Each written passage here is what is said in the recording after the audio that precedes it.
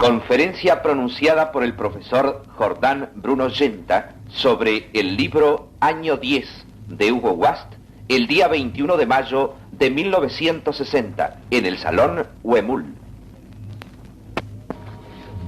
Señoras y señores, siempre es grato escuchar el testimonio de los amigos y de los alumnos. Para mí, particularmente grato, esta continuada solidaridad y fidelidad de los jóvenes que me acompañan a través de estos años de docencia privada, de los jóvenes y de los que ya no lo son, pero mantienen el amor a todas las cosas esenciales. Descontadas las exageraciones inevitables, yo agradezco estas expresiones que son también el aliento en mi vida docente, sobre todo cuando vienen de jóvenes tan capaces, tan definidos y tan decorosos como Héctor Torre.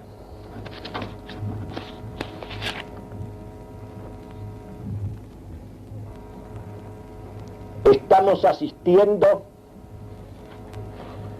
a la crisis definitiva, final de la civilización de los modernos, de una civilización que ha querido prescindir de Dios, o mejor, que ha querido edificarse en contra del Dios vivo de los cristianos y ha pretendido ser exclusivamente del hombre. Ese alejamiento progresivo de la verdad de Dios ha ido determinando una pérdida del sentido de las verdades esenciales y por lo tanto un olvido del nobilísimo arte de la definición para caer en las mudables opiniones, en las opiniones que no son nada más que adulaciones. La dialéctica del libre examen ha ido arrasando con todas las jerarquías y distinciones y promoviendo una subversión total, absoluta. La soberanía de Dios ha sido sustituida por la soberanía popular y los derechos de Dios por los derechos humanos. Y por este camino de sucesivas claudicaciones y traiciones hemos llegado a esta situación. Lo mismo en el escenario de la historia universal que en nuestra patria. Hoy estamos dominados por el comunismo. El comunismo que es el extremo de la subversión, que es la suma de todas las negaciones que se vienen produciendo desde hace 4 siglos. Y estamos al borde mismo de ser entregados, dormidos e inermes, a la esclavitud y al terror bolcheviques.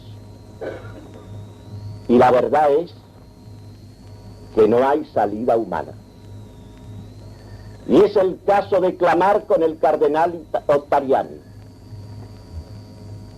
si tu socorro tardase, oh María, no es la paz, sino la catástrofe lo que nos aguarda. Vamos a considerar esa crisis, ese proceso de negaciones que es la civilización de los modernos en nuestra historia patria.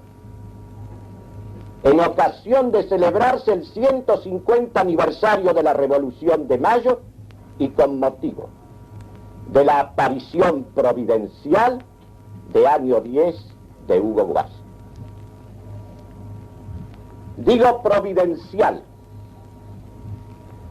porque este es un libro verdadero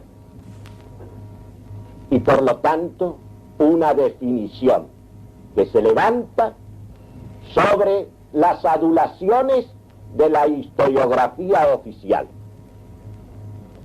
Porque este libro es jerárquico en medio de la subversión generalizada, porque es un acto de valentía, del más puro coraje criollo en medio de tantas cobardías individuales y colectivas. Y es también una expresión de real señorío frente a las vulgaridades de oligarcas y plebeyos. Y finalmente es un libro bien escrito. Un clásico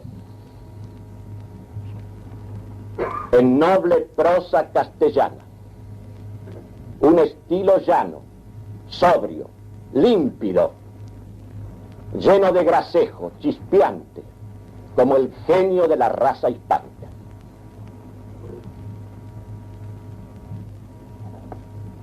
Frente a los masacotes literarios, especialmente en el género de la historiografía, con aparato científico, escritos en una prosa ininteligible, intransitable, vulgar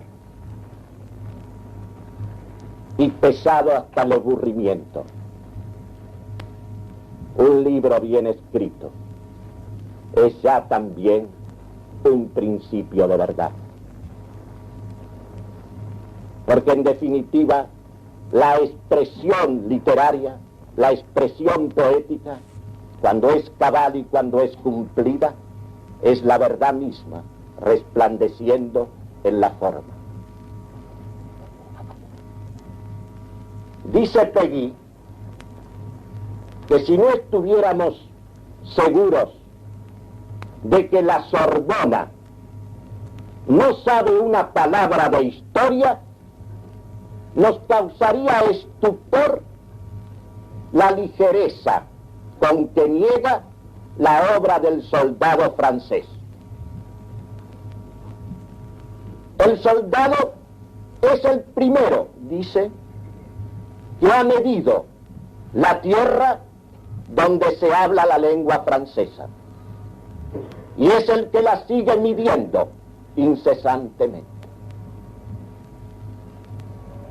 Del mismo modo, declaro que la Academia Nacional de la Historia, los institutos oficiales de investigación histórica y las cátedras oficiales de historia, con las excepciones que confirman la regla, desconocen y desprecian la obra del soldado argentino. La patria es obra de la espada.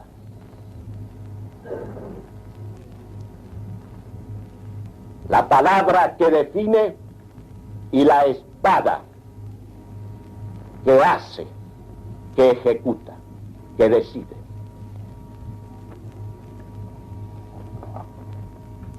Más todavía, la altura moral, la energía de una patria se mide en la altura de sus fuerzas armadas.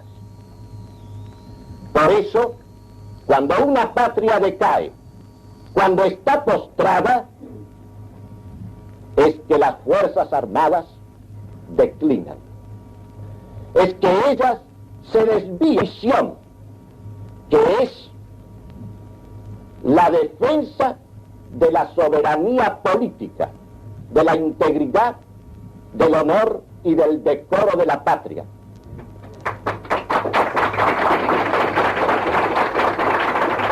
se desvían a la custodia de las urnas de la soberanía popular, que es una soberanía de papel.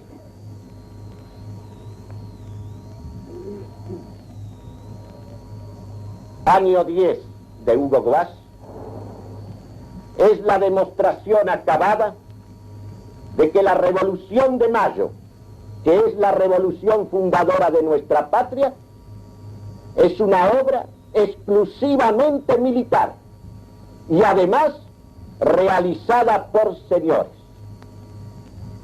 Esta verdad, exclusivamente militar y realizada por señores. Las otras 4 verdades que enuncia a continuación de esta primera están encerradas en ellas y derivan de ellas. Porque fue exclusivamente militar y realizada por señores, nada tiene que ver con la Revolución Francesa, que fue una revolución plebeya, subversiva, realizada en la más espantosa adulación de la masa. Y en consecuencia, el populacho, es decir, la multitud indiscriminada, indiferenciada, la multitud anónima, la turba, no tuvo nada que ver ni en los preparativos, ni entendió siquiera que se trataba de la revolución engendradora de la patria. Y claro está, la expresión más acabada de ese espíritu vulgar, de ese espíritu plebeyo, de ese espíritu subversivo, Mariano Moreno tampoco tuvo nada que ver en los preparativos de la revolución, y su actuación ulterior, cuando no insignificante, ha sido funesta para la patria. Y finalmente, el jefe militar de Buenos Aires, el comandante de los patricios, don Cornelio Saavedra, no solamente es el actor principal de esa revolución, sino que es el primer gobernante que ha tenido la patria. Las 300 páginas de este libro admirable no son sino el desarrollo, no son sino el despliegue de estas verdades que se compendian en la primera de sus páginas. Y ahora vamos a considerar un punto que para mí es clave y decisivo, no solo para la cabal comprensión de este libro, sino también para entender lo que ha acontecido en el año 10 y lo que ha seguido desarrollándose a lo largo de nuestra historia hasta el día de hoy.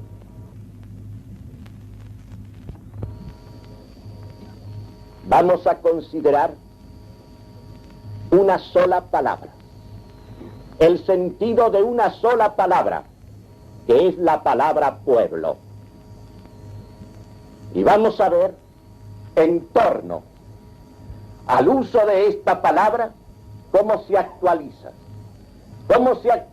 en el año 10 y sobre todo en la historia y en la historiografía argentina hasta el día de hoy, aquella cuestión planteada y dirimida para siempre por Platón en su insuperable Gorgias.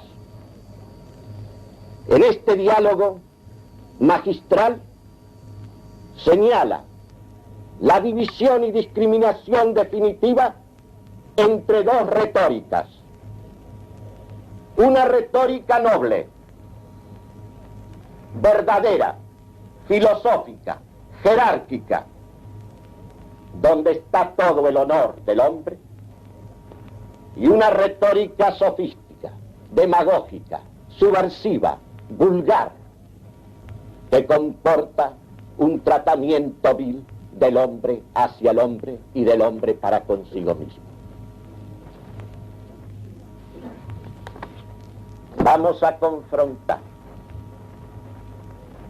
esas dos retóricas leyendo en primer término textos de los autores de mayor crédito y de mayor significación en la historiografía oficial.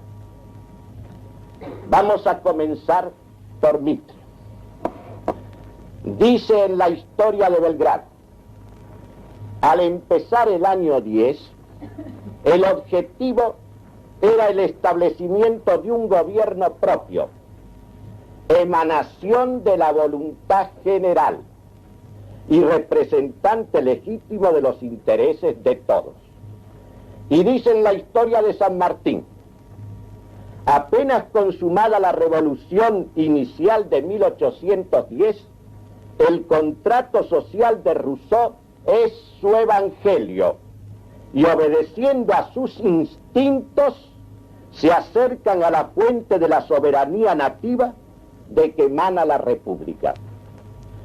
Los primeros estremecimientos que preceden al movimiento inicial acusan, desde luego, una tendencia democrática. La revolución de 1810 asume espontáneamente desde el primer día formas populares. La reasunción de la soberanía por el pueblo señala el momento de la transformación de un principio despótico en principio de libertad republicana, fenómeno tal vez único en la historia y rasgo original de la revolución sudamericana. Desde ese momento, el rumbo democrático queda invariablemente fijado y la opinión no vacila en su marcha progresiva. Pasemos ahora a la historia de la nación argentina publicada por la Academia Nacional de la Historia bajo la dirección del doctor Ricardo Levene. El propio director es autor del capítulo segundo, que se titula el 25 de mayo, y dice así: triunfo de la revolución, lógica afectiva de la multitud. El pueblo había impuesto los nombres de las personas que ocuparían el gobierno. La revolución continuaría después del 25 de mayo para organizar y emancipar a la Junta de los poderes existentes y constituir los nuevos órganos de la soberanía, arrollando los obstáculos, porque el impulso desbordante estaba determinado por la fuerza de una lógica simplista y afectiva que agitaba a la multitud. Y en el capítulo séptimo, también firmado por el doctor Levene, dice: el origen de la Revolución de Mayo define su naturaleza. Constituido el gobierno patrio con hombres desprendidos del seno del pueblo, la inspiración de su política es genuinamente social y popular. Y finalmente vamos a leer una página de Julio Lafont en su acreditada Historia de la Constitución Argentina. Dice: contrarrevolución por el pueblo, día 25 de mayo. Al saber lo ocurrido y conocer los miembros de la Junta nombrada por el Cabildo después del 22, el pueblo experimentó una ingrata sorpresa y una trágica incertidumbre se apoderó de la muchedumbre al ver que los jefes y conductores del movimiento habían abdicado. Pero el espíritu del pueblo reaccionó prontamente, no ratificando el instinto de los ignorantes, la capitulación de los sabios. Una terrible agitación dirigida por French, Beruti, Melián, Martínez, Chiclana y otros prestigiosos caudillos se hizo sentir en los suburbios y repercutió al pronto en los barrios centrales y en los cuarteles, en abierta rebelión contra la obra desleal del ayuntamiento. El pueblo acudía cual incontenible torrente a la Plaza Mayor, clamando contra el virrey y el cabildo. En el cuartel de Patricios, los oficiales contenían a duras penas a los soldados enardecidos y ansiosos de mezclarse en la multitud clamorosa. Observen ustedes, se podrían tomar innumerables páginas. ¿Quién es el protagonista? Es la multitud anónima. Es el instinto, es la ignorancia que no ratifica las claudicaciones de los sabios. Es el pueblo indiscriminado, es el pueblo sin nombre, es la turba multa, es del suburbio, es de la tropa, todo viene de abajo hacia arriba. Ustedes ven que hay una continuidad y una identidad en el estilo que se lo reconoce siempre en los autores de monografías y en los autores de manuales de este tipo.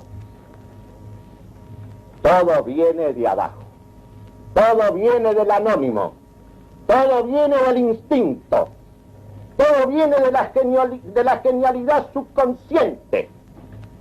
Las potencias superiores del alma y las jerarquías no son nada más que una cosa movida, impulsada, arrastrada por lo que viene de lo más inferior, de lo más indistinto, de lo más informe, de lo más subalterno.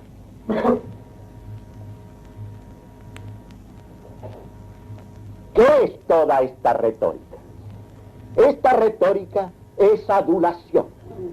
Esta retórica es en realidad una manera de humillar a la criatura humana hecha imagen y semejanza de Dios. Es una manera de ir contra Dios, de ir contra el verbo creador y redentor, de ir contra aquello que es primero y principal en todo. Es pretender que las cosas se hacen de lo informe a lo que tiene forma, de la materia a la forma, de lo que indiferenciado a lo diferente y distinto y jerárquico. En definitiva, este lenguaje no solamente es un lenguaje contra la verdad, es un lenguaje contra la definición y es un lenguaje contra el honor del hombre. Vamos a leer ahora una página de Martínez Zuviría acerca de la palabra pueblo.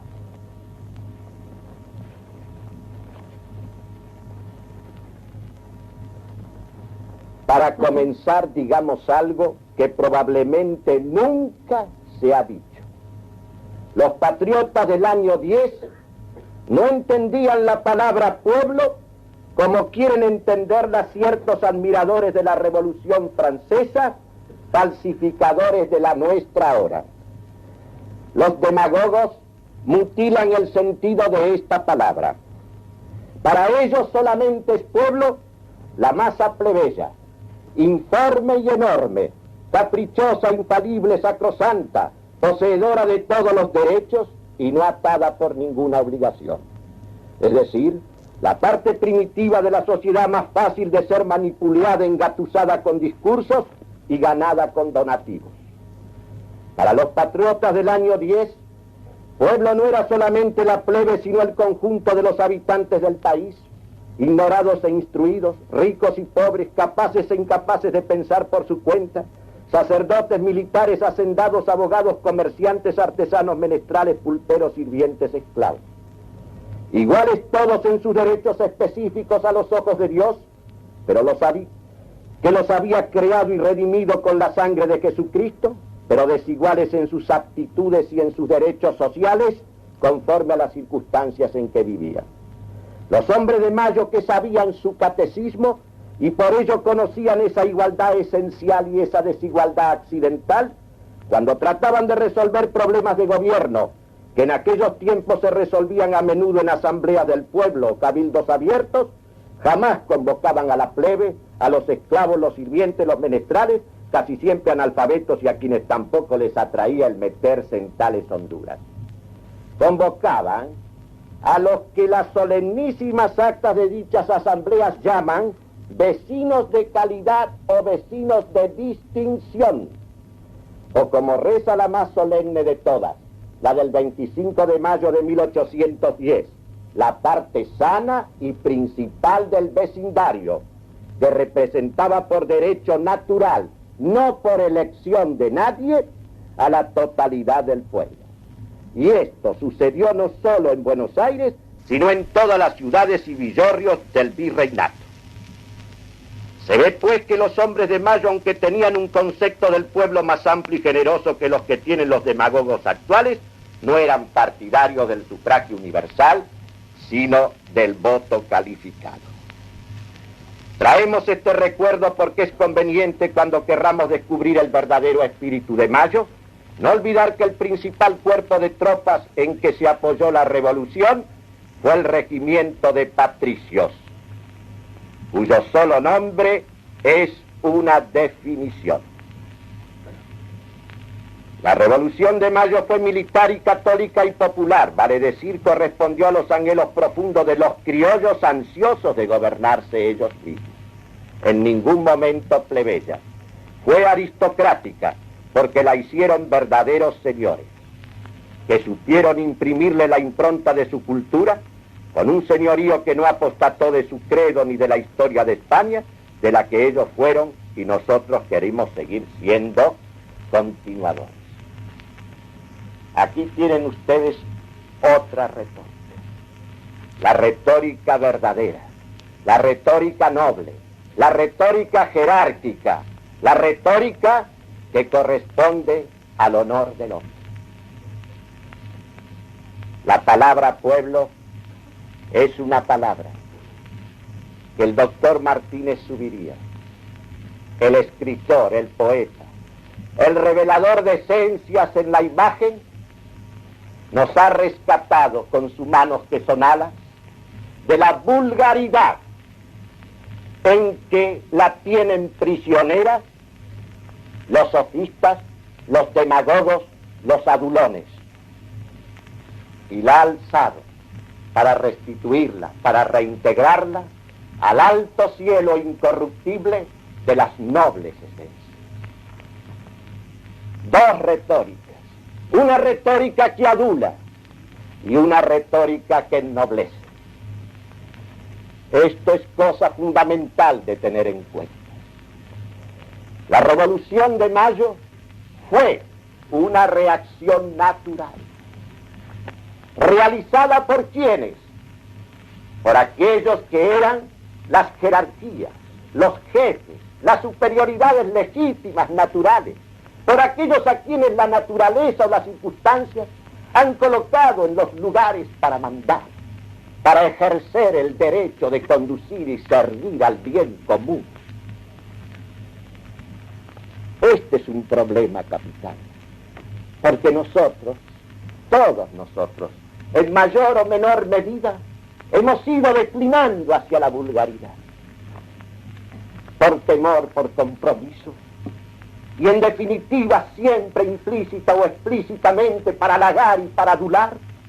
Nosotros hablamos siempre de pueblo como si el pueblo fuese una masa informe y enorme. La política de Suárez, que durante tanto tiempo, durante siglos, se enseñó en colegios y universidades de la América hispánica. Pero uno descubre una tendencia por adulación a la democracia, por adulación al sufragio universal, que lleva inclusive a envilecer el sentido que la palabra pueblo y la relación del pueblo con el príncipe tiene en la doctrina de Suárez.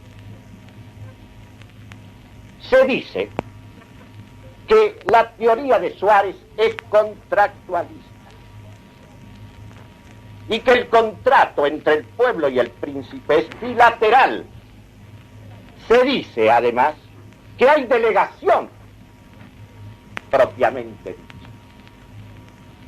La palabra delegación significa algo que va siempre de arriba hacia abajo. No tiene sentido una delegación de abajo hacia arriba. El que delega es siempre superior al delegado. Veamos lo que dice Suárez. Tomo tercero, libro tercero, capítulo cuarto del Tratado de las Leyes y de Dios Legislador. Trasladada la potestad al rey, por ella se hace superior al reino que se la dio. porque dándola se sometió y se privó de la primitiva libertad. Y por la misma razón no puede ser el rey privado de aquella potestad, porque adquirió verdadero dominio de ella, a no ser que se incline a la tiranía, por la cual puede el reino hacer la guerra justa contra él. Si se inclina a la tiranía, el que ejerce la potestad por dominio propio, ¿por qué es justo que se levante alguno o algunos o toda la comunidad contra él? ¿Porque ha faltado a la cláusula del contrato? No, simplemente porque está faltando a su deber, porque está faltando a su misión, porque se está destituyendo como príncipe, porque todo lo tenemos que considerar en orden al fin, que es la íntegra causa y que es la íntegra razón. Y agrega, para que no quede duda, Suárez, de tal manera está la potestad en la comunidad, como inmediatamente procedente de Dios y del mismo modo es transferida de ella al príncipe, que usa de ella como señor propio y como teniéndola en virtud de su propio oficio. Y esto que es importante de retener, del emperador, de los reyes y de los otros príncipes, a los cuales ha sido trasladada incondicionalmente esta potestad de la República, por la cual la traslación de esta potestad de la República al príncipe no es delegación, sino como una enajenación y perfecta entrega de todo el poder que había en la comunidad. Se le concede incondicionalmente para que use de ella o por sí o por otros del modo que le pareciere más conveniente. Si yo me atengo a lo que Suárez dice, no puedo hacer demagogia con la doctrina de Suárez. No puedo. Lo único que puedo hacer es vulgarizar el sentido de sus palabras. Y además, yendo ahora a la consideración de la doctrina misma, la parte discutible de su doctrina es que sea el pueblo el depositario inmediato del poder. Porque de la misma manera que puede alguno o algunos o todos levantarse contra el príncipe que se ha hecho tirano, también cuando en una comunidad la multitud o el mayor número o una buena parte tiene la potestad de elegir a sus magistrados, si ese pueblo se corrompe, también es justo que los pocos buenos o uno solo, si puede, le quite esa potestad. Lo decía en el siglo V San Agustín, en el diálogo del libre albedrío. Así habla este santo, que sabía como nadie de las cosas de los hombres, porque él sabía de Dios como pocos han sabido sobre la tierra.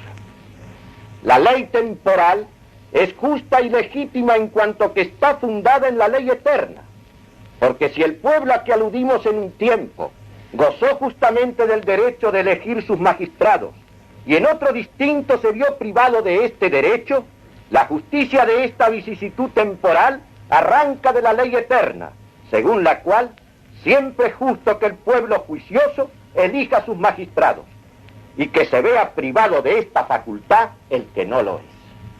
Ustedes ven que la doctrina es clara y es sencilla, y es también la doctrina de la Iglesia. Uno tiene que ir al Papa. San Pío X, en la encíclica Contra Lesidión, renovando un pensamiento y una definición de León XIII, aclaró para siempre este punto. Pero prescindiendo, dice, de la anomalía de una delegación que sube cuando por su condición es natural que baje, León XIII refutó de antemano esta tentativa de conciliación de la doctrina católica con el error del filosofismo. Importa advertir en este lugar, decía León XIII, que los supremos gobernantes pueden, en ciertos casos, ser elegidos por la voluntad y decisión del pueblo, sin que la doctrina católica lo contradiga ni repugne. Bien que esta elección designa al príncipe, mas no le confiere los derechos del principado. Designa al príncipe, pero no le confiere los derechos del principado, ni delega el poder, sino que determina por quién ha de ser ejercido. Ustedes ven que la doctrina es clara. La doctrina tiene una claridad meridiana. ¿A qué viene esto de sostener que el poder, para que sea legítimo, tiene que ser la consecuencia de una elección de la multitud, así indiscriminadamente, y de una multitud que se resuelve en el uno indiferente, en el uno igual a todos los unos de nuestras urnas? ¿Esto qué es? Esto es subversión y esto es adulación. Si algo debemos cuidar con la doctrina de los padres y de los doctores y de los sabios de nuestra Santa Iglesia Católica, es de no manosear ciertos conceptos a los efectos de sustituir la definición por un halago, por una adulación. Porque esto es lo que nos está a nosotros hundiendo en el comunismo. El comunismo no es ese resultado final, no es ese resultado final de la expropiación y del exterminio. El comunismo es esta subversión que nos trabaja la mente, que nos trabaja el corazón, que nos hace acomodaticios y componedores con todo. Por eso, restablecer la dignidad de las palabras, el honor de las palabras, que las palabras digan lo que es y lo digan en su orden debido. Esta es la restauración primera, esta es la restauración fundamental. Y esto es lo que más le tenemos que agradecer a este libro de Martínez Uría.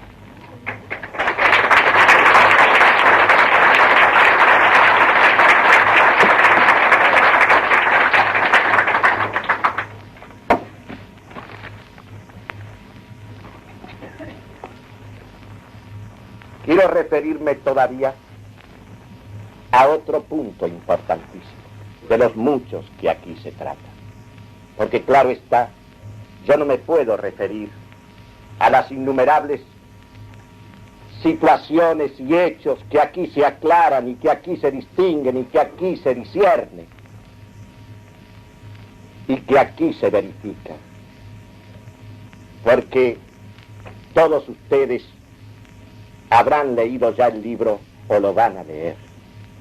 Yo quiero hacer ver dentro de mi modesta manera de encarar estas cosas que es para mí lo esencial y lo fundamental que hay en esta obra. Por eso voy a tratar otro punto, y es aquel que en año 10 se refiere a la página negra de la historia militar argentina.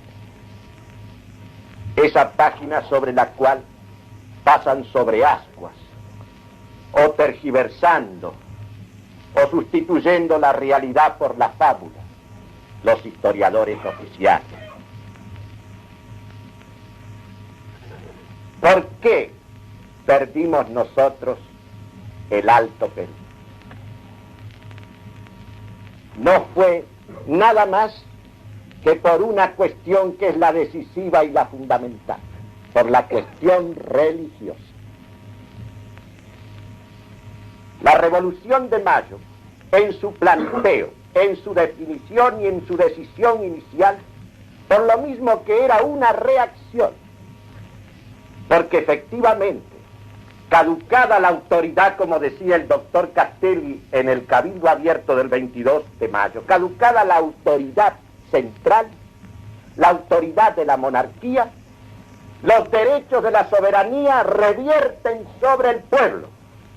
Es decir, revierten sobre la comunidad, sobre esta comunidad del Plata, por ejemplo. ¿Y quiénes van a encarnar, quiénes van a personificar? Sus jefes naturales. Y sobre todo, ¿quién? los cuerpos militares, los jefes militares, porque esa es la misión, porque esa es la función, sostener, mantener la unidad, la integridad, la soberanía de la comunidad. Por eso, la revolución, como dice Martínez Ubiría, no fue cruenta, por haber sido militar, porque esta era una comunidad ordenada, en la cual estaban todos los estamentos y todas las jerarquías en su lugar. Y lógicamente los que asumieron la decisión es aquellos a quienes le compete naturalmente. Eso es lo que pasó. Si las cosas hubieran continuado en la dirección impresa por ese espíritu de Mayo, que es el espíritu de Saavedra, que es el espíritu de su jefe, no se habría producido esa contradicción por la interferencia de la subversión, del espíritu de la subversión, personificado justamente por Mariano Moreno. Nadie habría discutido la cuestión religiosa, nadie se habría ocupado de ella por la perfecta continuidad de la gran herencia, de la gran tradición, de la fe y de la cultura y de la lengua, en que todos no solamente se habían criado y educado, sino que estaban dispuestos, estaban naturalmente dispuestos a continuar dentro ahora de una soberanía propia, de una responsabilidad propia. Pero claro está, el conflicto se suscita. ¿Por qué?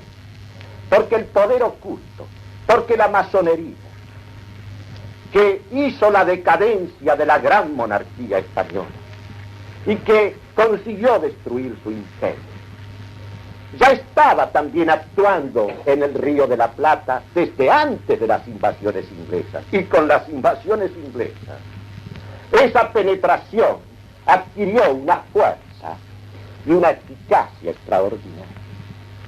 Y por eso, apenas constituido el primer gobierno patrio, introduce su espíritu de subversión, su espíritu de negación, de secesión con el pasado, su espíritu de odio a nuestra fe y su espíritu de odio a nuestras tradiciones.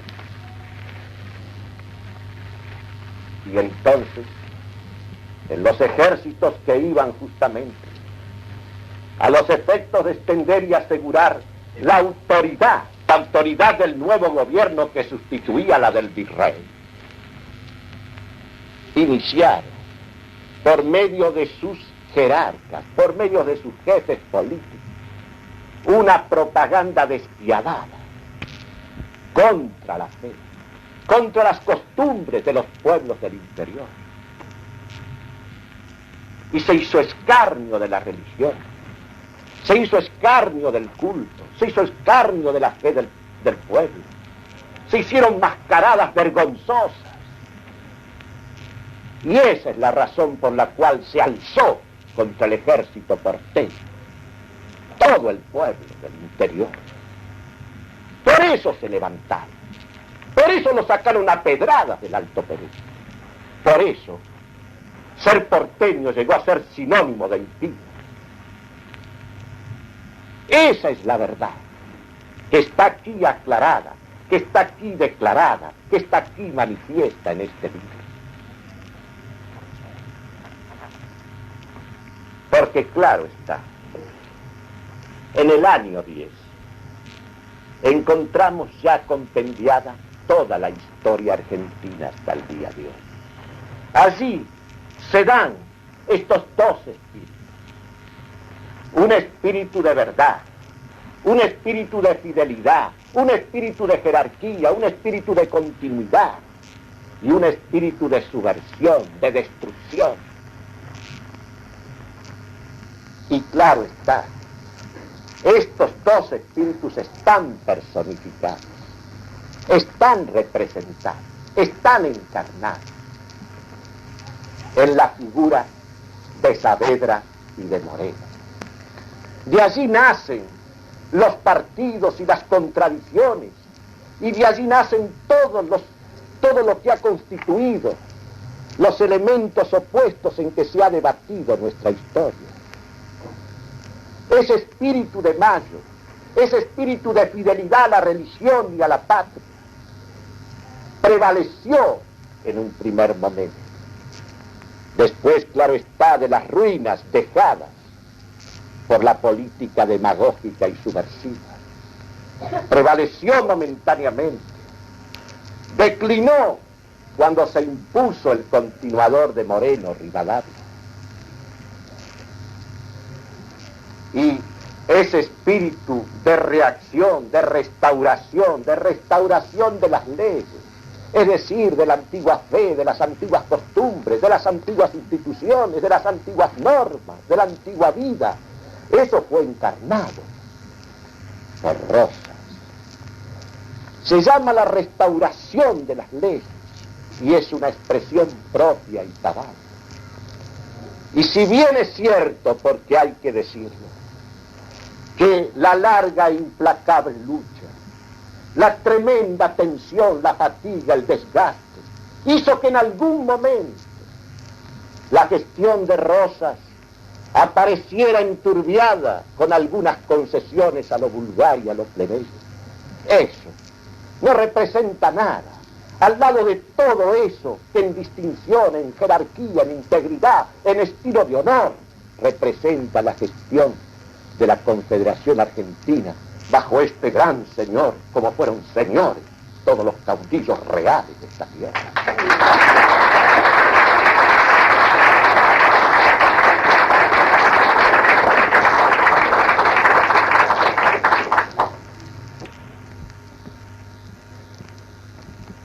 Quisiera decirles algo ahora más íntimo, más personal, acerca de este libro.